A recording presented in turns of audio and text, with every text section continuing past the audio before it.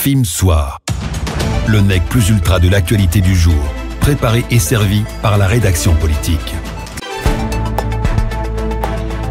Bonsoir à tous et merci d'être sur Film FM. Bienvenue dans ce Film Soir dont voici le sommaire.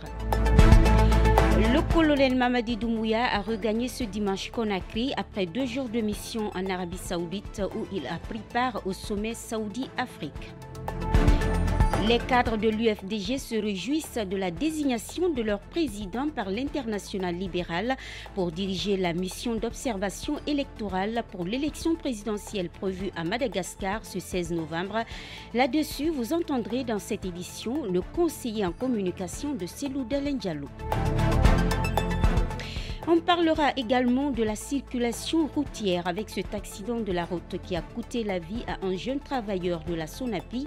Vous aurez le témoignage des proches de Mamadou Alpha Diop, âgé de 31 ans. Et puis, nous recevons comme invité de Film Soir Abdoulaye Bari, membre de la commission négociation du mouvement syndical guinéen. Il répondra aux questions d'Aboubacar Sidiki Camara. Encore une fois, bienvenue à tous.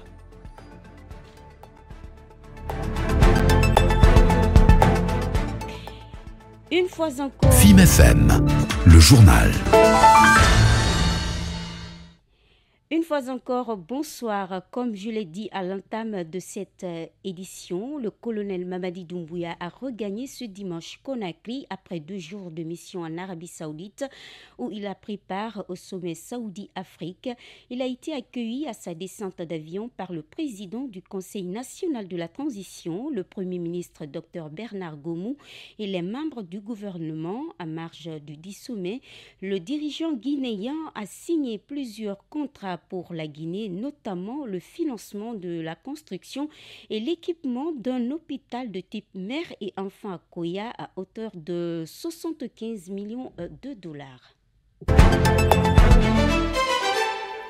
Le gouvernement a revu sa proposition des points inscrits dans la plateforme revendicative du mouvement syndical ce samedi. C'est du moins ce qui nous a fait savoir ce dimanche le porte-voix de la commission négociation de cette structure syndicale. À en croire Abdoulaye Bari, la valeur monétaire de l'indice a été rehaussée de 35%, l'indemnité du transport 450 000 au lieu de 312 000 francs guinéens et l'indemnité de logement 450 000 au lieu de 113 000 francs guinéens. Une proposition dont l'acceptation divise les responsables syndicaux. Je vous propose d'écouter Abdoulaye Bari. Vous savez, aujourd'hui, nous sommes en train d'apprendre beaucoup de choses. Nous sommes en train vraiment de voir ce qui est possible et ce qui n'est pas possible. Parce que même au niveau du pouvoir central du mouvement syndical guinéen, les avis sont divisés. D'autres disent de prendre, d'autres disent de ne pas prendre. Donc, quand une question se pose comme ça en tant que syndicaliste, il s'agit beaucoup d'analyser. C'est pour cela que nous allons convier une réunion élargie du mouvement syndical guinéen, c'est-à-dire une concertation du sommet à la base. Vous avez suivre l'intégralité de cette interview dans la rubrique Invité de Film Soir. Le vivre ensemble est une thématique qui est toujours d'actualité en Guinée à cause de l'état déliquescent du tissu social. Elle a été abordée ce dimanche dans l'émission Pacte social ici à Film FM par Elhadj Ousmane Souaré. Selon le président des ressortissants de Mali à Conakry, sa préfecture est l'une des rares localités cosmopolites du pays où les localités venues de tous les horizons vivent dans l'harmonie. Il revient sur les raisons de cette bonne attente. Écoutez. Je voudrais dire que le fait que personne ne s'est approprié de la terre, dire que c'est sa propriété, Mali est donc bâti par tous ceux qui sont venus, chacun a trouvé sa place, y compris la mosquée qui qui est créée vers la fin des années 1940. C'est une ville neuve où les habitants se sont acceptés et tolérés dès le début. Chacun, le commerce aussi, les corps de métier, les tisserands, les forgerons, c'est-à-dire sans aucune considération subjective, mais chacun jouait le maillon de la chaîne de la société pour apporter sa complémentarité à la vie sociale. C'est comme cela que les populations ont vécu là-bas depuis les années de nos parents et jusqu'à maintenant là. Donc je crois que le fait qu'il n'y ait pas eu d'opposition entre les gens du fait de leurs origines a contribué à cette entente, à cette symbiose dans Mali et qui peut être, à mon avis, un bel exemple d'unité nationale. Cet ancien ministre de l'Éducation s'est aussi exprimé sur la façon dont le système éducatif est géré sous cette transition dirigée par le colonel Mamadi Doumbouya. Si, à ses yeux, les différents ministres du secteur se battent comme ils peuvent pour sortir la tête de l'eau, il pense que les budgets de leur département doivent être rehaussés davantage pour qu'il y ait plus de résultats. On écoute Elhadj Ousmane Souaré à nouveau au micro de Sekou Diaté à Camara. Le système a ses hauts et ses bas. Vous comprendrez qu'il évolue en dents de scie. Mais le plus important, c'est que, de mon point de vue, les jeunes ministres qui sont là font de leur mieux, vraiment, pour tenir la barre. Si je prends l'enseignement technique, vraiment, il y a beaucoup d'innovations qui se font là, l'enseignement supérieur, avec la brave dame ministre, sans compter le ministre de l'enseignement primaire. Ils font de leur mieux. Mais où le bas blesse, que je ne cesserai de dénoncer, c'est le cordon financier. C'est-à-dire, on dit que l'éducation, c'est la priorité des priorités, mais les faits ne suivent pas, parce que tant que nous n'aurons pas un budget conséquent pour le développement de l'éducation, nous n'irons pas loin. Donc, il faudrait donner les moyens qu'il faut à ce secteur pour son plein épanouissement. Donc, il faut au moins les 30% du budget national de développement alloués annuellement à l'éducation pour qu'on voit des retombées positives. Nous restons toujours dans ce cadre pour dire que la deuxième phase du projet ressources éducatives en Guinée a été lancée hier au Centre culturel franco-guinéen. La Guinée a été désignée pays locomotive pour la troisième composante de ce projet dénommé Lire pour apprendre. Il sera question de renforcer l'accès des élèves du primaire et du secondaire à un ensemble de ressources éducatives de qualité. Cette rencontre, qui a été présidée par le ministre de l'Enseignement préuniversitaire et de l'Alphabétisation, a connu la présence de plusieurs responsables de maisons d'édition et de l'Institut français. Reportage Mbani Sidibé. Lancé en 2021, le projet Ressources éducatives regroupe 16 pays en Afrique. Il est question de renforcer les politiques publiques en faveur du livre et de la lecture au service de l'apprentissage. Après plus de 2 ans, c'est la Guinée qui conduira désormais ce projet dans sa composante Lire pour apprendre. Mohamed Ansa Diawara est co-président de ce projet. Ce projet est bâti sur 3 composantes: agir pour l'avenir, produire pour apprendre, lire pour apprendre. Ce projet, c'est le développement et la promotion du livre de jeunesse en République de Guinée, qui sont différents des manuels, qui sont un appui inestimable, qui permettront aux tout petits d'avoir l'habitude de lire. C'est l'Institut français qui coordonnait la mise en œuvre de cette troisième composante Lire pour apprendre depuis 2021. Solène Leblanc Maribor a émis le souhait de voir la Guinée relever le défi. La Guinée est devenue pays pilote du projet aux côtés du Bénin et de Madagascar. Aujourd'hui, en 2023, le projet est dans sa phase 2. C'est une phase d'accélération. Ressources éducatives, Lire pour apprendre en Guinée va entraîner tous les autres pays du projet. Les enjeux sont nombreux. La mise en place de législation favorable aux livres. Ensuite, la diffusion des livres de jeunesse. Satisfait des résultats obtenus depuis le lancement de la première phase en 2021, le ministre de l'Enseignement préuniversitaire et de l'Alphabétisation s'engage au nom du gouvernement à accompagner ce projet. Guillaume Aving. Assurer une éducation de qualité passe nécessairement par l'accès à des ressources éducatives. Si la première phase du projet Ressources éducatives Guinée a connu un succès, c'est bien grâce à l'implication l'implication effective des différents acteurs de la chaîne du livre, le gouvernement s'engage à soutenir et à accompagner cet important projet. Il faut rappeler que de nombreuses actions ont été déjà mises en œuvre par la Guinée. Il s'agit entre autres de la formation des professionnels de la chaîne du livre, des missions de plaidoirie auprès des autorités locales et la dotation de certaines bibliothèques scolaires publiques. Volet politique de cette édition d'information, le parti Bloc pour l'alternance en Guinée a repris ses activités politiques sur le terrain après une longue pause. Au cours d'une prise de parole ce dimanche au siège de cette formation politique à la cimenterie dans la commune de Dubreka, le président s'engage à se démarquer des autres leaders dans l'animation de la vie politique. On écoute Sadio Barry. La particularité de notre parti politique, d'abord, notre virginité politique, la jeunesse de nos bases, de nos militants, l'intégrité de nos cadres. Dans ce parti, il n'y a personne de compromis. Il n'y a personne, que ce soit en Guinée ou ailleurs, n'a été dans une situation déshonorante. Et nous n'avons pas peur de dire la vérité à nos dirigeants. Si vous remarquez une chose, en Guinée, les leaders politiques, ils ne se critiquent pas. Eh bien, nous ne sommes pas dans ça. Le BAG qui œuvrera dans l'intérêt du peuple et qui sera toujours sur le chemin de ceux qui sont en train de mal agir, de mettre la cohésion sociale en péril dans notre pays. Le président du parti Bloc pour l'alternance en Guinée est taxé d'être une formation proche des autorités militaires.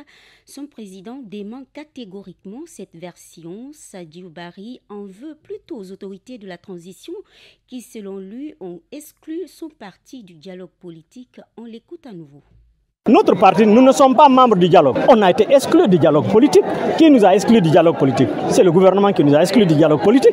Nous avons écrit, nous avons sollicité de participer. Ils nous ont exclus. Pourquoi? Pourtant, vous dites que nous sommes proches du régime. Mais nous, on a été exclus. Vous savez pourquoi? Parce que notre discours ne plaît pas. Nous disons la vérité. Et toute personne qui ne se range pas ne sont pas un mouvement de soutien. Et c'est pourquoi notre position dérange, malgré que nous sommes prêts à soutenir les bonnes œuvres, à reconnaître et à soutenir les bonnes œuvres. Eh bien, nous ne sommes pas proches d'un régime, nous ne serons jamais un mouvement de soutien, nous sommes pour la vérité, pour la justice. Si ceux qui nous dirigent posent des actions positives, nous allons le reconnaître et encourager. S'ils se comportent de manière déplacée, nous allons le dénoncer. Je vous l'annonçais dans les titres, l'Union des forces démocratiques de Guinée se félicite de la désignation de son président par l'Internationale libérale pour diriger la mission d'observation électorale pour l'élection présidentielle prévue à Madagascar ce 16 novembre. Interrogé ce dimanche par notre rédaction, Souleymane Souza Konaté pense que ce choix est une fierté pour tout le peuple de Guinée. Le conseiller en communication du président de l'UFDG profite de l'occasion pour tresser des couronnes à l'ancien Premier ministre contraint à l'exil. On l'écoute.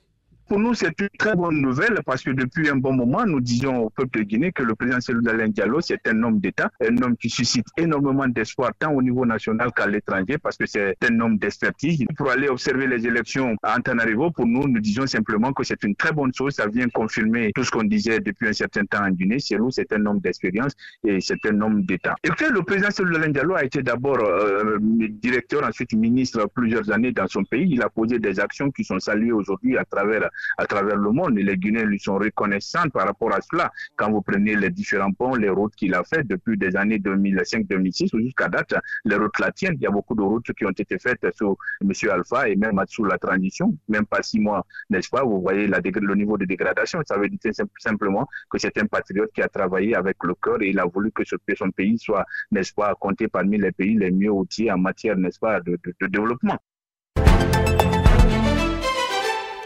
Je vous l'annonçais également, triste sort pour un jeune travailleur de la Société nationale d'aménagement et de promotion immobilière Sonapi. Mamadou Alpha Diop, âgé de 31 ans, a été percuté à mort dans la circulation par un véhicule pick-up. Le drame s'est produit à l'aube de ce dimanche à côté de la station Shell de Lambani dans la commune de Ratoman. Selon le témoignage de ses parents, sous le choc, le conducteur du pick-up a pris la fuite après avoir tué le jeune célibataire sans enfant. Sur les circonstances de cet accident mortel, on écoute les explications du docteur Mamadou Diop. Il est le frère de la victime.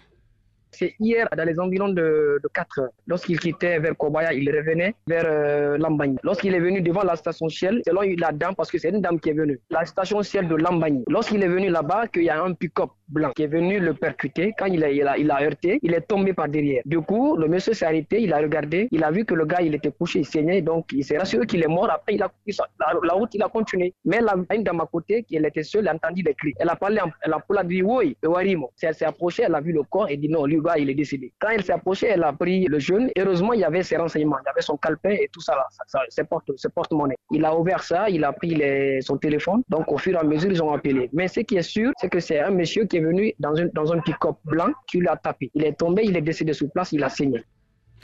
Mamadou Alpha Diop a rejoint sa dernière demeure ce dimanche à Conakry. Sa famille inconsolable sollicite l'aide de tous pour retrouver le chauffeur qu'elle accuse d'avoir ôté la vie de leur fils. On écoute à nouveau Dr Mamadou Diop, joint par Amadou Ouribari. Ce qu'on demande aujourd'hui, si l'État peut nous aider, parce qu'apparemment à la station, il y a des caméras cachées. Si toutefois on peut nous aider à mettre main sur la personne, ce serait vraiment une chose salutaire. Nous demandons l'implication de tout le monde, de près ou de loin, que ce soit l'État, que ce soit des bonnes volontés. Tous les gens qui peuvent être vraiment impliqués peuvent nous aider à mettre main sur la personne. Son aide serait la bienvenue. J'ai noté même quelques images du sang, le sang qui était là-bas. Donc, j'ai même pris en vidéo. Voilà, tout ça, c'est des trucs de témoignage. Autre volet de ce journal, la poule pond par le bec. C'est l'expression qui illustre parfaitement l'importance de l'alimentation chez la poule pour garantir une bonne santé, mais aussi une production d'œufs régulière. Il est important de lui offrir une alimentation qui répond à ses besoins physiologiques.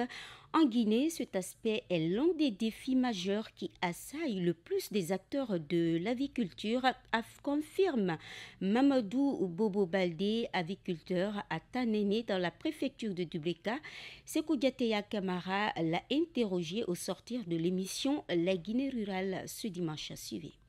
L'alimentation de la poule demande le respect d'un certain nombre d'équilibres liés aux caractéristiques des aliments, entame l'aviculteur. Un pourcentage de matière séchée, un pourcentage de matière grasse, un pourcentage d'énergie et un pourcentage de cellulose. De nombreux aviculteurs guinéens ont du mal à respecter cet équilibre à cause d'un certain nombre de difficultés, poursuit Mamadou Bobo Baldé. Nous avons cette difficulté qui se pose parce qu'on n'a pas de laboratoire qui nous permette en fait de mesurer l'équilibre là. Ce défaut d'équilibre en fait fait que souvent les fermes avicoles, surtout la poule pondeuse, ne produit pas assez d'œufs. L'alimentation des poules en Guinée est constituée en grande partie du maïs et du son de blé, en plus de la farine, du poisson et du soja. Mais il se trouve que l'accès à ces deux premiers éléments est difficile, selon notre interlocuteur. Le maïs, en fait, vous savez que nous sommes déficitaires dans la production. Donc, souvent, en fait, le prix varie et ça coûte très très cher. Après, le son de blé, à travers les deux moulins que nous avons sur place, le prix coûte très cher. Les conséquences de ces difficultés sur les aviculteurs sont sans appel, ajoute-t-il. Ça génère en fait des pertes, c'est des pertes de profit et c'est décourageant parce que l'activité, c'est une activité génératrice de revenus. Normalement, en le faisant, vous devriez être à l'abri du besoin. Mais les fermes avicoles ferment l'une après l'autre en Guinée et la raison principale, c'est qu'on ne respecte pas cet équilibre alimentaire. Pour accéder facilement au maïs en quantité et à moindre coût, conclut l'aviculteur, les autorités du pays doivent activement aider à la production accrue de cette céréale.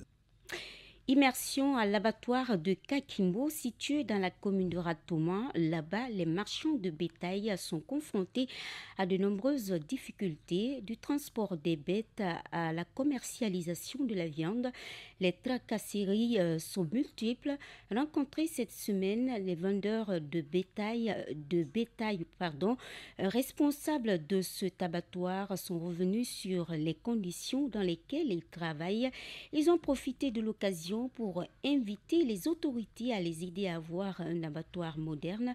Reportage Souleymane Diallo et Alessini Diallo. Suivez. À l'abattoir de Kakimbo, situé au milieu d'une grande forêt classée dans la commune de Ratoma, des bœufs sont attachés à des piquets. Ils attendent d'être abattus et dépecés. Ici, de nombreux vendeurs de bétail vivent la même réalité. Sur place, Tierno Belaba, président des bouchers de la commune de Ratoma, explique dans quelles conditions ils travaillent. On envoie des bœufs, on égorge. Nous donnons de la viande de bonne qualité à la population. Quand on finit, on a quelqu'un qui se charge du nettoyage. Dans une brouette, il envoie à la poubelle. Normalement, d'ici 15 heures, il aura fini d'assainir les lieux. Malgré les explications de Tierno, responsable des bouchers de Ratoma, plusieurs vendeurs de bétail sont confrontés à des tracasseries. Amadou Bari, vendeur, explique. Des fois, nous nous faisons arrêter par les agents, même si nous avons les papiers qu'il faut. La dernière fois, c'est la BAC 12 qui a arrêté mes convoyeurs à Beila. Ils les ont retenus jusqu'aux environs de 1h à 2h du matin.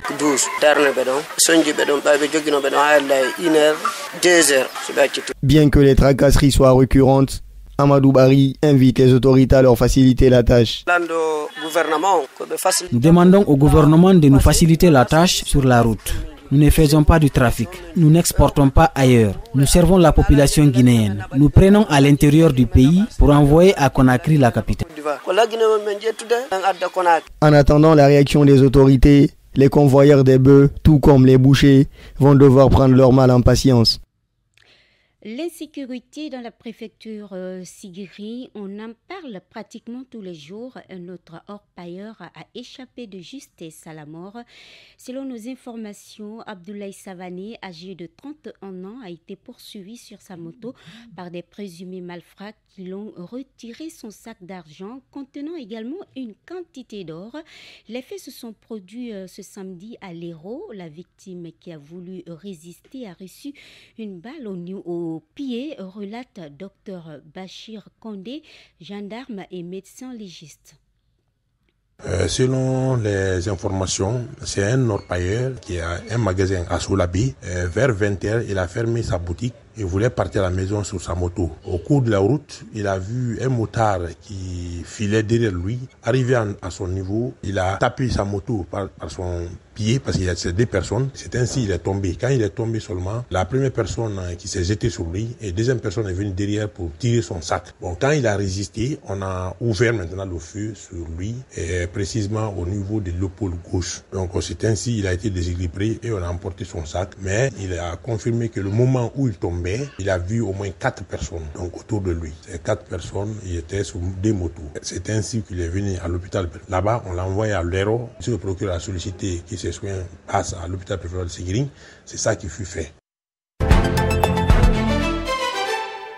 Sur le continent, l'armée malienne mène depuis samedi des combats contre la rébellion Touareg dans la région de Kidal, dans le nord du pays. Selon plusieurs responsables militaires, une offensive qui pourrait être le début de la bataille annoncée pour la ville bastion des séparatistes et enjeu majeur de souveraineté pour l'État central. Pour la première fois, le budget de l'État français pour l'année 2024 prévoit de restituer 6 millions d'euros à la Guinée équatoriale dans le cadre de l'affaire des biens mal acquis qui ont servi à blanchir l'argent de la corruption. Ailleurs dans le monde, l'inquiétude est à son comble ce dimanche concernant plusieurs hôpitaux de Gaza soumis à des coupures d'électricité et à des attaques au moment où les combats entre forces israéliennes et palestiniennes font rage. Alors, les services de renseignement militaire ukrainiens ont affirmé ce dimanche qu'au moins 3 officiers russes avaient été tués la veille dans une explosion au quartier général de l'occupation à Melitopol, sud, résultat d'une action de la résistance locale, ont-ils déclaré sur Telegram. Film Soir, le nec plus ultra de l'actualité du jour, préparé et servi par la rédaction politique. Invité de Film Soir, je vous l'annonce également, les points inscrits dans la plateforme revendicative du mouvement syndical. connu une avancée lors des négociations qui se sont poursuivies ce samedi au ministère de la décentralisation. Il s'agit notamment de la valeur monétaire de l'indice ainsi que le point concernant le permis de conduire et la carte grise. Pour en parler, nous recevons Abdoulaye Bari, président de la commission négociation du mouvement syndical guinéen. Il répond aux questions d'Aboubacar Sidiki Kamara. Suivez. Monsieur Abdoulaye Bari, bonsoir. Bonsoir. Vendredi dernier, le gouvernement a fait une proposition de 30% sur la valeur monétaire de l'indice, pendant que vous avez exigé 40%. Est-ce qu'il y a eu des avancées lors des négociations qui se sont poursuivies ce samedi? Effectivement, il y a une avancée de 5% de plus. Ça va ramener ça à 35%. Mais le gouvernement nous a fait une proposition d'accepter qu'on échelonne ça sur un an et demi. Comment cela va se passer pour être précis? À partir de janvier 2024, en juillet 2025. Donc, nous avons répondu que nous avons pris acte et que nous allons revenir à la base. Les autres points inscrits dans la plateforme revendicative ont été aussi débattus concernant le permis de conduire et la carte grise. Est-ce que le gouvernement a accédé à votre demande, celle de surseoir pour l'instant au contrôle de ces documents? Pour ce point, on nous a fait montrer un protocole d'accord entre la Fédération syndicale professionnelle de transport, qui est une branche de la CNTG, donc une branche du mouvement syndical guinéen.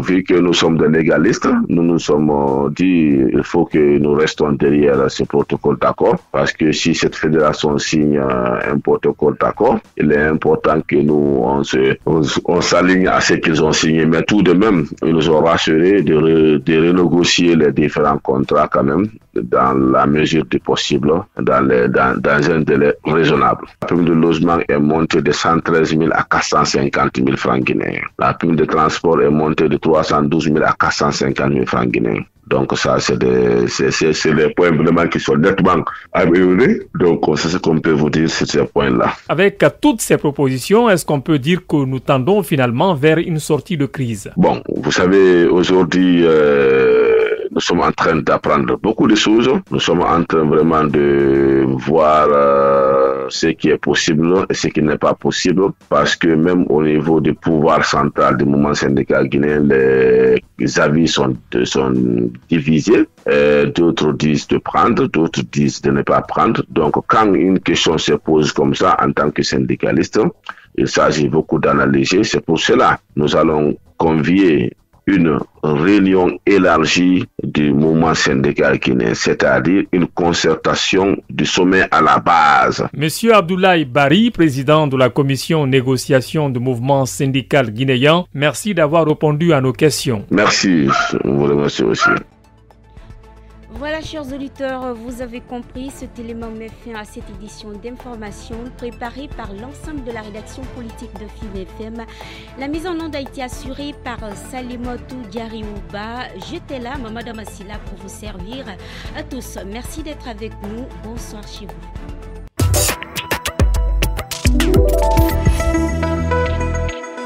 En 2023, nous avons pris de fortes résolutions, histoire de vous offrir plus d'infos sourcées et recoupées.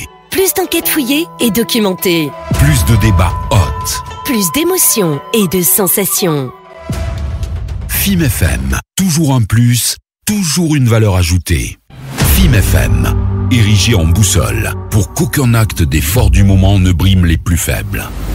Pour que tous, nous soyons traités d'égal pied, sans immixtion aucune du pouvoir des princes qui nous gouvernent, est-elle en voie de devenir plutôt celle des vainqueurs? Les vaincus, ainsi, systématiquement, aveuglément, voués aux gémonies, voués à la guillotine. FIM FM, rempart contre une justice à 2 vitesses. FIM FM. Première sur l'info. Après 2 ans et demi de mainmise sur l'écosystème de l'audiovisuel guinéen, rien qu'à travers son antenne desservant Conakry et environ, FIM FM, première chaîne d'infos en continu de la Guinée, fait une entrée fracassante dans le très prestigieux bouquet Canal+. À partir du mardi 14 novembre 2023, FIM FM vous est accessible dans le bouquet Canal+, Canal 541. Cette intégration vient agrandir le spectre d'écoute des programmes de FIM FM pour le grand bonheur de sa communauté d'auditeurs et de sponsors d'ici et d'ailleurs. FIM FM, puissance 541, bouquet Canal+, dès le mardi 14 novembre. FIM FM. Première sur l'info. Dans un instant sur FIM FM.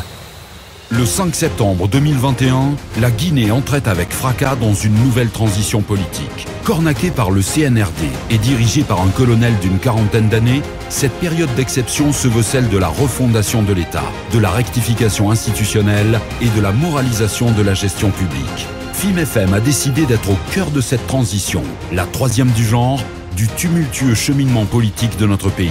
À suivre, Au fil de la transition ou le plateau hebdomadaire de la transition. Au fil de la transition, tous les dimanches, 19h-20h, sur 95.3 et sur nos canaux digitaux. FIM FM, pour une transition réussie. FIM FM. Persévérer. Remettre l'ouvrage sur le métier N fois. L'article 1er de notre charte des valeurs. Les grandes œuvres, les grands accomplissements dans l'histoire ayant toujours été le fruit de la persévérance. FIM FM, l'insubmersible. FIM FM, d'abord un rêve. FIM FM, ensuite une équipe. FIM FM, puis une machine qui tourne à plein régime. FIM FM, toujours plus loin, toujours plus haut. FIM FM, à votre service. FIM FM, au service exclusif du peuple. FIM FM, une machine qui tourne à plein régime. FIM FM, au fil de la transition. Au fil de la transition, la tribune qui décortique l'évolution de la transition guinéenne, version CNRD. Acteurs politiques, de la société civile, spécialistes, consultants, hommes de droit, se livrent sur la conduite de la transition ouverte en Guinée le 5 septembre 2021. Ibrahima Lincoln Souma. Bonsoir et merci de nous rester fidèles sur FIM FM. Bienvenue dans votre rendez-vous hebdomadaire au fil de la transition. Tous les dimanches, nous sommes ensemble pour discuter l'actualité. Les événements survenus à la maison centrale de Conakry la semaine dernière pourraient-ils changer la conduite du procès du 28 septembre qui se déroule au tribunal correctionnel de Dixine, délocalisé à la cour d'appel de Conakry? C'est la grande interrogation sur les lèvres de beaucoup de citoyens. Alors, PV Wanted, le passage des témoins qui devrait commencer le lundi 13 novembre, tient-il toujours la route?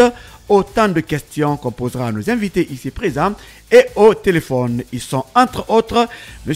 André Camara, analyste, M. Pépé Francis Abba, président de l'UGDD, M. Ali Suleiman Camara, il est aussi analyste, Karamo Nabé du RPG Arc-en-Ciel Europe, Alpha Friabari du FNDC États-Unis, mise en onde, et je crois que c'est Yari de ce côté si je me trompe, streaming Ibrahim Assila, c'est parti pour ce numéro. FIM FM, au fil de la transition. Au fil de la transition, la tribune qui décortique l'évolution de la transition guinéenne, version CNRD. Acteurs politiques, de la société civile, spécialistes, consultants, hommes de droit, se livrent sur la conduite de la transition ouverte en Guinée le 5 septembre 2021. Ibrahima Lincoln Souma. Monsieur André Camara, bonsoir, bienvenue. C'est un plaisir face au micro. C'est un plaisir de vous retrouver dans ce studio. Merci, c'est partagé. Et vous êtes juriste, analyste aussi politique. Et merci d'être venu. Monsieur Pépé Francis Abba, bonsoir, bienvenue. Bonsoir. Monsieur le président de l'UGDD. Tout à fait. C'est un plaisir. Merci beaucoup de m'avoir invité. Monsieur André Camara, bonsoir. Salut Souman Camara, bonsoir. D'accord. Bienvenue aussi, vous êtes analyste. On va faire avec dans cette émission ce soir. Inch'Allah. Alors, nous avons en ligne l'autre côté, Monsieur Karamo Nabé, RPG Arc-en-Ciel Europe. Bonsoir Nabé. Je crois il va revenir. Il a aussi... Nabé, bonsoir Nabé. Karamo Nabé, bonsoir. D'accord, on l'aura en tout cas au fur et à mesure. On va passer rapidement à l'actualité du jour.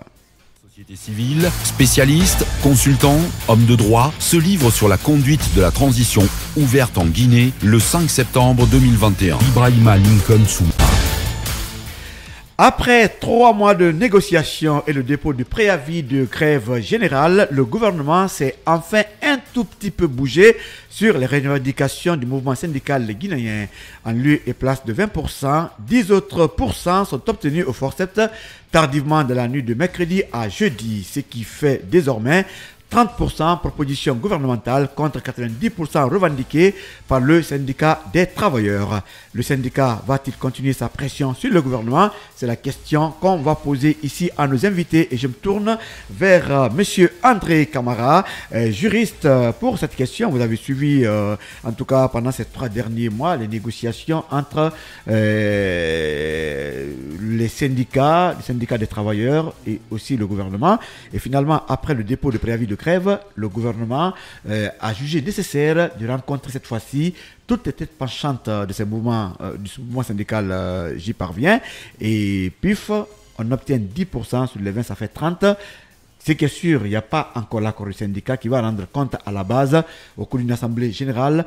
Pensez-vous que la pression va continuer ou l'effort fourni va être quand même accepté par la base, je veux dire les travailleurs? C'est d'ailleurs de l'essence même des syndicalistes de prendre tout ce qu'on leur donne, mais de continuer toujours la pression pour obtenir le maximum. Donc je ne crois pas du tout que 10% en plus pour en faire 30%. Approchez un peu le micro, monsieur André.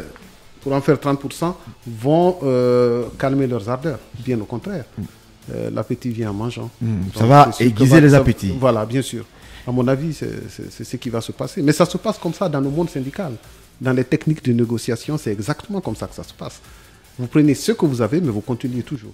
Oui, mais M. André Camara, à un moment donné, les représentants du gouvernement avaient dit qu'ils ne pourraient plus proposer quoi que ce soit en dépit des 20%. Comment comprendre qu'avec la pression de la base et du syndicat, qu'on arrive à accepter ou à revenir autour de la table afin d'accepter une nouvelle augmentation? Est-ce que ce n'est pas peut-être ouvrir la brèche aux syndicalistes qui vont en tout cas mettre plus de pression? Dans tous les cas, les syndicalistes sont dans leur rôle, qu'ils aient accepté, qu'ils n'aient pas accepté. Je pense qu'ils auraient continué toujours à revendiquer, à demander un peu plus. Ça, c'est clair. Donc, je ne vois pas que, à mon avis, qu'il ait accepté ou pas, ça n'aurait pas changé la position des syndicalistes. Tant qu'ils n'auront pas obtenu ce qu'ils veulent, ou en tout cas se rapprocher au maximum de ce qu'ils veulent, ça m'étonnerait qu'ils arrêtent l'étreinte. Elle va continuer. En tout cas, pour le moment, dans les coulisses, on parle de 50% au moins d'obtenus pour pouvoir mettre la balle à terre en attendant, en tout cas, d'appeler cette assemblée générale. Le gouvernement est dans une situation extrêmement compliquée aussi qu'il faut comprendre. Comment ça, M. André? Il y a beaucoup de difficultés. Quand vous voyez le milieu ambiant, l'environnement dans lequel se situe aujourd'hui le pays, est-ce que c'est de leur intérêt de... C'est pas le gouvernement qui l'a dit. Qui a dit quoi? Et que la situation ne permet pas d'augmenter. À un moment donné, on nous apprenait que tout va très bien. Le gouvernement l'a dit. Mais j'explique la position du gouvernement. Oui, non, effectivement, c'est pour échanger. Oui, c'est pour échanger. C'est pourquoi j'ai dit que les représentants du gouvernement n'ont pas dit que l'augmentation est impossible. Moi, je ne sais pas, mais ce que je sais, c'est que la Guinée est dans une situation aujourd'hui qu'il vaudrait mieux ne pas créer un autre foyer de tension ou de contradiction. Je pense que les syndicats aujourd'hui peuvent être de grands perturbateurs quand même. Ah voilà, donc je comprends très bien, c'est une sorte d'alerte donnée en tout cas aux autorités du pays. On me fait comprendre que Karamo Nabé est en ligne. Bonsoir Nabé. Très malheureusement, ça ne fait pas encore. Alors, Monsieur Francis Pépé Haba, je rappelle que vous êtes le président de l'UGDD. Comment vous observez, en tout cas, ces différents rounds de négociations entre le gouvernement et le mouvement syndical? Alors, comme on le sait, les revendications syndicales pour l'amélioration des conditions de vie des travailleurs, c'est inhérent à l'activité de gestion de la chose publique. C'est même aussi inhérent, ça va avec la gestion des sociétés. Mais je pense qu'il faut tout simplement faire attention à une chose. Il est vrai que le syndicat doit tout faire pour que les travailleurs se sentent à l'aise. Mais il est aussi vrai que le syndicat doit aussi défendre le travail. Cela veut dire que même si le syndicat a demandé 90%. Si l'État n'est pas en mesure, n'est-ce pas, d'octroyer les 90%, parce que l'État aussi doit penser aux moyens disponibles, aux ressources de l'État. J'ai entendu le ministère du Travail parler de 86 000 fonctionnaires. Je pense que c'est une charge énorme. Moi, je préfère que... Il y a moins de fonctionnaires en Guinée, M. Abba. La fonction publique n'a pas 200 000 fonctionnaires dans son registre. Non, mais si vous allez dans les départements, alors vous avez l'impression qu'il y a un tout petit peu de pléthore dans certains endroits. Et je pense que ce travail-là de réaffectation doit être fait pour que tous les fonctionnaires puissent travailler normalement et pour que leurs conditions de vie soient améliorées. Mais on entend encore qu'il y a un besoin de 67 000 fonctionnaires. Et ça veut dire que ce sont des charges, n'est-ce pas, supplémentaires qui viennent encore compliquer la tâche pour nos finances publiques. Notre ministère, n'est-ce pas, du budget ne fait pas énormément de ressources intérieures. On dépend en partie, n'est-ce pas, des recettes de l'étranger. Donc, je pense qu'il est vrai que le syndicat doit tout faire pour négocier, mais il faut aussi faire attention à ne pas plonger les finances publiques dans une situation déplorable. Alors, quel langage le gouvernement devrait-il avoir face à ces syndicalistes, M. André? D'abord, il faut comprendre qu'il y a un contexte général à rappeler dans cette revendication des centrales syndicales autour de l'amélioration de leurs conditions de travail et aussi des primes liées au logement et au transport. Au début, il y avait 21 points inscrits à l'ordre de leurs revendications et le gouvernement déjà avait tenu un langage très dur, déclarant qu'il n'y a pas de moyens à mettre à la disposition des travailleurs.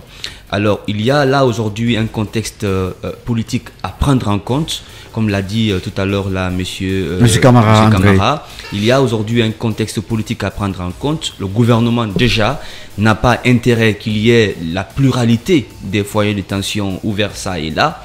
Il n'y a pas aussi intérêt à ce que le gouvernement multiplie, n'est-ce pas, à avoir des positions très radical vis-à-vis des revendications sociales dans un contexte de crise liée à la transition. Et l'autre côté aussi, c'est un peu le panier budgétaire. Aujourd'hui, vous avez vu récemment que le gouvernement était obligé à proposer, n'est-ce pas, une sorte de supervision de certains inspecteurs afin de pouvoir réajuster le budget de l'État et même parfois à faire recours aux banques pour pouvoir justement venir en aide à l'État, ce qui signifie que sur le plan économique, le gouvernement guinéen aujourd'hui n'a pas à disposition des ressources financières en grand nombre pour pouvoir venir en aide aux travailleurs. Alors, sur les points de revendication déjà... oui, mais par rapport aux banques, cela n'a rien à voir avec les salaires. L'argument placé pour ces prêts au niveau des banques, c'était pour financer les infrastructures. On ne parle pas ici de prise en charge salariale. Il faut comprendre un peu la nature du salaire. Le salaire a une nature en termes de dépenses. Le salaire ne fait pas d'économie. Le salaire, ce n'est pas une recette. Le salaire, c'est une dépense mensuelle. Alors, lorsqu'on parle de dépenses mensuelles, c'est de tenir compte un peu le nombre de personnels déjà qui travaillent dans les différentes administrations, structures administratives. Et donc, si le gouvernement doit continuellement dépenser et de tenir compte également d'un certain nombre de revendications salariales, il faut essayer de créer une sorte d'équilibre entre la recette et la dépense. Donc sur les points déjà inscrits, il y avait au départ, avant la rupture des négociations, c'était à 25%. Et hier, le gouvernement a concédé 5%, ce qui fait 30%. Sur certaines revendications, notamment liées au logement, le gouvernement était plutôt à 20%. À 20%. Et quand les négociations ont repris, 5 et 5 autres sont venus s'ajouter. Puisque dès au départ, c'était d'abord 100% contre 12%. 12, ils sont montés à 15, 15 à 20. Et aujourd'hui, on est pratiquement à 30. Et c'est un peu le fonctionnement normal des revendications entre les mouvements syndicaux et le gouvernement. Et sur les primes liées aussi au logement, nous savons aujourd'hui que lorsqu'on prend un peu la nature des logements des travailleurs guinéens, des fonctionnaires guinéens, ils sont très mal logés. Et donc, beaucoup aussi sont dans les locations. Et lorsque vous analysez aujourd'hui les frais de location de certains fonctionnaires de l'État par le fait fait que le gouvernement guinéen n'a pas de bâtiments administratifs à caractère lié aux logements sociaux, ça crée des problèmes également. Vous optez pour 100% d'augmentation, c'est ça? En fait, il faut comprendre qu'il faut créer les conditions de travail aux travailleurs afin de pouvoir les inciter plus à travailler et à rendre pour un 100% d'augmentation. Bon, pas en tant que 100% d'augmentation, c'est de tenir compte un peu de la disponibilité budgétaire pour pouvoir proposer un salaire digne aux travailleurs. Donc si les moyens sont là aujourd'hui, le gouvernement doit pouvoir faire des efforts à lutter contre la corruption, à lutter contre les détournements de biens publics, à lutter contre la gabegie financière. Si ces paramètres-là sont respectés, il n'y a pas d'impossibilité à créer les conditions de travail aux travailleurs afin qu'ils puissent produire un service public de qualité. Voilà, vous êtes un peu évasif puisque vous avez expliqué ici la situation des travailleurs, la difficulté de l'État. Alors qu'est-ce qui devrait être fait? En résumé, vous voulez, peut-être comme les travailleurs, 100% d'augmentation ou peut-être vous conseillez 50%? Concrètement. Je ne conseille ni 100% ni 50%. Je conseille plutôt, d'abord, au niveau des centrales syndicales, de tenir compte le paramètre économique du pays. Et au gouvernement de tenir compte aussi de la situation des travailleurs. Mais vous coupez la poire en deux, monsieur André. Alors, dans de tels cas de figure, qu'est-ce qui pourrait être avantageux pour les uns et pour les autres pour que le pays sorte en tout cas de cette crise qui se dessine à l'horizon? Oui, mais la seule solution pour moi, il faut que les uns et les autres soient réalistes. Que ce soit les syndicats, ils savent quelle est la fourchette que l'État ne peut pas dépasser parce que ce ne sont pas des gens qui vivent ex nihilo en dehors de rien, non. Le micro. Ouais, ce sont des gens qui vivent en Guinée, qui sont au fait de tout ce qui se passe au sein de l'État. C'est des fonctionnaires, ils savent quelle est la marge, jusqu'où la ligne Maginot que l'État ne peut pas dépasser en matière de dépenses aujourd'hui. Et l'État aussi sait exactement ce qu'il a à faire. Donc je pense qu'il ne faut pas simplement revendiquer pour revendiquer ou refuser pour refuser. Il faut être réaliste. Voilà, il faut être réaliste. De part et d'autre. Pardon? De part et d'autre. Oui, de part et d'autre. Voilà. À mon avis, je pense que c'est la seule chose. Mais être aussi de bonne foi. De bonne foi. Alors, monsieur Francis Pépé Abba, il y a eu peut-être un langage de force, si on peut accepter ainsi à un niveau, le niveau gouvernemental. Les gens étaient un peu, peut-être, n'étaient pas d'accord le fait que le gouvernement ait utilisé, pourquoi pas, un langage de force en disant on n'a plus rien. Absolument. Je pense que quand on est syndicat et qu'on est en train de négocier et on voit en face des gens qui, n'est-ce pas, vous parlent pratiquement de façon arrogante, absolument, ben vous resserrez les rangs et puis vous allez beaucoup plus fort. Mais ce que je voudrais préciser, c'est qu'il y a des éléments, d'accord, dans le bulletin de salaire des fonctionnaires qui doivent absolument être appréciés. Il y a notamment les primes, n'est-ce pas, de transport. Et aujourd'hui, pour un travailleur qui veut aller au travail tous les jours et aller en ville et retourner chez lui, je pense que ça se chiffre à plusieurs centaines de mille. Il y a aussi les primes de logement. Absolument. Mon collègue a parlé tout à l'heure de l'absence en total, n'est-ce pas, de construction de logements sociaux. Il n'y en a presque pas. Les petits logements qu'on a créés, c'est à partir des millions. Il faut absolument, n'est-ce pas, que ces primes-là soient appréciées. Et donc, je pense que le syndicat a du pain sur la planche parce que c'est vrai qu'il faut, comme je l'ai dit tantôt, demander l'amélioration des conditions de vie, demander l'augmentation du salaire. Mais il faut faire attention aussi à ne pas complètement enfoncer l'État parce que tout se fait en fonction, n'est-ce pas, du budget de l'État. Tout se fait en fonction des recettes intérieures. Si nous engloutissons toutes les recettes intérieures dans le règlement des salaires des fonctionnaires, qu'est-ce que nous allons utiliser pour construire, pour améliorer, n'est-ce pas, pour construire les infrastructures sociales de base? Rien du tout. Je pense que le syndicat doit faire avec, n'est-ce pas, le budget. J'espère qu'ils ont le budget avec eux. Ils doivent fonder leur discussion sur ça de façon à ce qu'ils soient beaucoup plus réalistes. Voilà. Et nous avons en ligne Kalamo Nabé, on me signale. Prions que cette fois-ci soit la bonne. Bonsoir Kalamo Nabé, bienvenue. Bonsoir, M. Souma. Bonsoir à tous les auditeurs de FIME. Vous êtes du RPG Arc-en-Ciel côté Europe. Alors, le syndicat et le gouvernement guinéen continuent à négocier. Désormais, le gouvernement est allé un peu plus dans sa proposition qui passe à 30%. Le syndicat prend acte de cette proposition et va faire un compte-rendu à la base au cours d'une assemblée générale. Vous qui êtes de l'autre côté du monde, comment observez-vous cette scène, en tout cas qui se passe dans notre pays?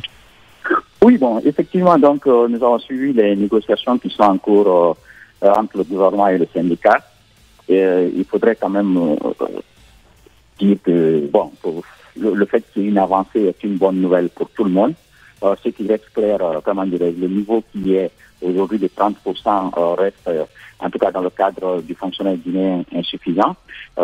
J'espère que les négociations vont se poursuivre et que ce gouvernement, en tout cas, doit savoir que si la Guinée est indépendante aujourd'hui, c'est grâce au syndicalisme, en tout cas, de Sékou Touré, des Barry Dawando et de tous les autres compagnons. Le syndicat doit avoir une place assez importante dans l'histoire de ce pays, contrairement, par exemple, à ce qui a été fait le 2 octobre. Et donc, nous pensons que ces négociations avancent. Nous espérons que le gouvernement fera un gros effort pour faire en sorte qu'ils atteignent au moins les 50%. Mais au-delà du salaire même, ce sont les accessoires qui sont assez importants. En tout cas, moi, je conseille aux syndicats de faire en sorte aussi que le gouvernement facilite surtout des accès à des choses comme le transport, comme le logement. Vous savez, moi, j'ai été dans la fonction publique ici en France. Ce sont des choses, en fait, qui font la différence entre un fonctionnaire et quelqu'un qui travaille dans le privé. Généralement, les fonctionnaires ne sont pas très bien payés, mais ce sont les autres avantages qui accompagnent le salaire qui sont à peu près au même niveau que les salariés du privé. Donc aujourd'hui, le gouvernement doit faire un effort pour faire en sorte que les fonctionnaires puissent avoir un accès facile aux logements sociaux d'une part, mais aussi au crédit. C'est-à-dire que ce gouvernement doit faire en sorte, en tout cas, que les banques facilitent l'accès au crédit pour les fonctionnaires. Des gens ne peuvent pas se sacrifier toute leur vie pour le bonheur du pays et qu'à la fin, à leur retraite, que ces gens-là se retrouvent dans la rue, qu'ils ne puissent même pas payer leur loyer. Donc aujourd'hui, en tout cas, nous pensons que malgré ce gouvernement qui est connu être arrogant, ils vont quand même essayer de faire en sorte qu'ils s'entendent avec les syndicats pour faire en sorte qu'ils atteignent au moins les 50%. Mais comme je le disais, il faudrait que les accessoires aussi de salaire soient vraiment pris en compte et que les fonctionnaires et les syndicalistes pensent à ce côté aussi. L'arrogance est terminée, les négociations étaient bloquées et avec le dépôt du préavis de grève, le gouvernement est revenu à des meilleurs sentiments. Cette fois-ci, en créant un climat en tout cas plus apaisé pour continuer les négociations. Alors, Karamon Nabé, restez en repérage. On va vous rejoindre pour d'autres sujets tout à l'heure dans cette émission. Alors, un petit mot toujours, je vais tirer toujours la langue de monsieur André Camara, puisque la situation pratiquement s'est apaisée, plus d'arrogance, le temps est à la compréhension. Quel négociateur aujourd'hui devrait avoir le gouvernement pour pouvoir continuer à aller de l'avant? Oui, puisque les négociations avaient été bloquées, puisque les syndicats estimaient que le secrétaire général du ministère de la fonction publique qui était là, vraiment n'était pas quelqu'un qui était à la hauteur, ce qui a fait que le ministre Mori Kondé a repris le flambeau. Oui, mais il est d'ailleurs très connu que, en général, dans le domaine public, dans la fonction publique, en général dans le public, les gens n'ont pas forcément la culture de la négociation. C'est dans le secteur privé que les gens ont véritablement la culture de la négociation. Pour preuve d'ailleurs, c'est que la plupart des grands marchés que l'État obtient quand il y a des difficultés au niveau de la négociation, on se rend compte qu'on n'a pas de personnes formées à cet effet. Mais on s'est rendu compte, par exemple, dans l'affaire Châtiment International, où la Guinée s'est fait flouer d'un bout à l'autre. Au niveau des négociations, on n'a pas de personnes. Par contre, vous trouvez des petites sociétés ou des sociétés privées où les gens sont rompus à l'art de la négociation. Ça, c'est déjà un truc de manière globale qu'il va falloir corriger dans notre pays. On n'a pas de véritables négociateurs. La seconde des choses, je ne sais pas si c'est une déformation administrative qui fait, c'est qu'on a l'impression qu'il faut donner des injonctions. Il faut avoir un discours très péremptoire. Or, quand vous discutez avec un syndicaliste, ce n'est pas ce type de discours. Dans tous les cas, vous incitez la personne à avoir un discours avec la même intensité, le même ton. Ça radicalise la position. Voilà, et c'est exactement ce qu'on a cette culture-là. Et bon, tout ça, ça montre un peu les travers de notre administration. On n'a pas cette culture de la négociation, de la convivialité, de la compréhension, de la réciprocité. Donc, c'est peut-être à ce niveau-là. Maintenant, qu'est-ce qu'il faut recommander à l'État? L'État doit se rendre compte d'une chose, c'est qu'on est dans une situation où il y a des choses qu'on ne peut plus faire. Voilà. On est en transition, mais il y a vraiment des gros problèmes. Hein. On est dans le spectre vraiment d'une forme de... Bon, bref. On marque la pause, on revient dans un court instant. FIM FM. Les mutations profondes que connaissent nos sociétés ont ceci de déchirant qu'elles sont récurrentement à l'origine de dérèglements saisissants des fondamentaux qui ont toujours constitué le socle de vie de celle-ci. D'où des faits qualifiés de divers, des plus ahurissants les uns les autres. Meurtres, cas de viol, vol à main armée, braquage, arnaque, attaque de coupeurs de route. Bref, crimes de tout genre ponctuent malheureusement le quotidien de nos villes et localités. Insolite. Le journal des faits divers à suivre désormais sur 95.3 tous les dimanches 20h 21h avec Gilles Moriconde, le reporter tout-terrain, Souri Kandia Bangoura et Mamadou Touré. Sur FIM FM, la marche du temps. La lecture du temps tel qu'il évolue. Les événements qui ont marqué l'histoire de l'humanité avec l'équipe de Ibrahima Khalil Diallo. La marche du temps, c'est tous les dimanches sur la 95.3. FIM FM, indistinctement, irréversiblement, tous jetés en pâture et au final, tous condamnés par la commune renommée. Parce que quelqu'un a décidé qu'il en soit ainsi. Friedrich Nietzsche a eu raison de dire « Méfiez-vous de tous ceux en qui l'instinct de punir est puissant ». FIM FM, rempart contre une justice à 2 vitesses. FIM FM à Amdalaï, Afia, La Minière, Bellevue, Kipé, Lambani, sur 95.3. FIM FM. Première sur l'info. Ali kush sabuz labo butun ali kana kushi sube dodo al denna alla kende yange ali sabuz sukandi onke kush sabuz alla danni ne kosa adal denna kanda nyame ka anyaere ba ayiki tala anyumala ala fuleni amayani ado yal denna kanda la le telimu mekoro kush sabuz ayendo dembi oro e pakemen kono ani dembi oro vlata kush sabuz akeni kush ngena male di dembatilnye ame mayra la gine fambero sonko no manina kush sabuz ayal denna ganin to la le telimu mekoro nali baro ya jonjonko Allian Kili 611 82 44 44 note 611 83 44 44 Al Sabatini Madina Boussura immeuble Savané Matam couche Sabouze fengene mason konomanina les couches Sabouze la qualité au meilleur prix.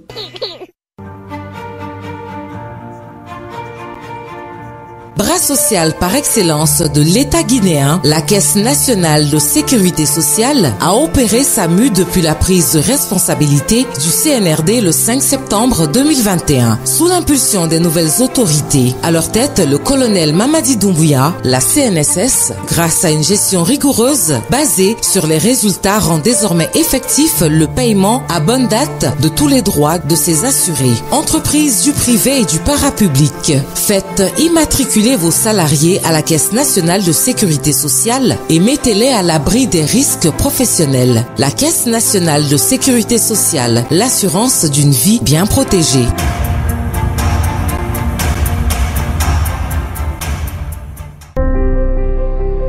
Total outillage be din jaddugol sabu di boutikaji mabbe kesi siko on maçon, menuisier, soudeur, tôlier, peintre hidon mari société minière e hidon fala kadi alaji gollitirdi moƴƴi ne baydi fi kala golle e coggu hoyungu ngu sifa mum ala hita on dabbu nokkugo total outillage ko feere fi faale mum meden addani on piiji buy gollitirdi di faalete don din sifa de jande tufirde maadi e ko nanditata e mum lam tajirde caro générateur essence régulateur de tension automatique pade e masque ji yiwitordi ciseau fi ledde e ko nanditata e mum fiyon hebu faale mum on hido way subade hakkunde di boutikaji amen tati der Conakry koloma bomboli noddon ka 622 54 42 68 kagbeleng ka 610 21 81 66 madou Madina ka 611 98 19 92 ko DMK Total woni ko addata di piiji ka Total outillage hido mari feere ande mon den fi kala ko golloton.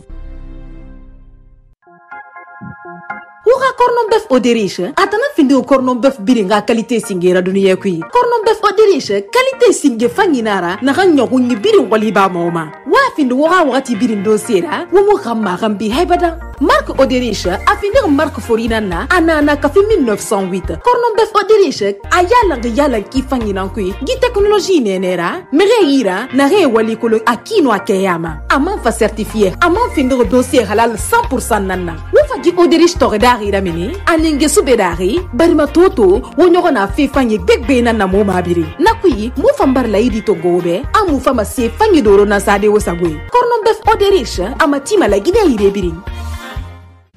Après 2 ans et demi de mainmise sur l'écosystème de l'audiovisuel guinéen, rien qu'à travers son antenne desservant Conakry et environ, FIM FM, première chaîne d'infos en continu de la Guinée, fait une entrée fracassante dans le très prestigieux bouquet Canal+. À partir du mardi 14 novembre 2023, FIM FM vous est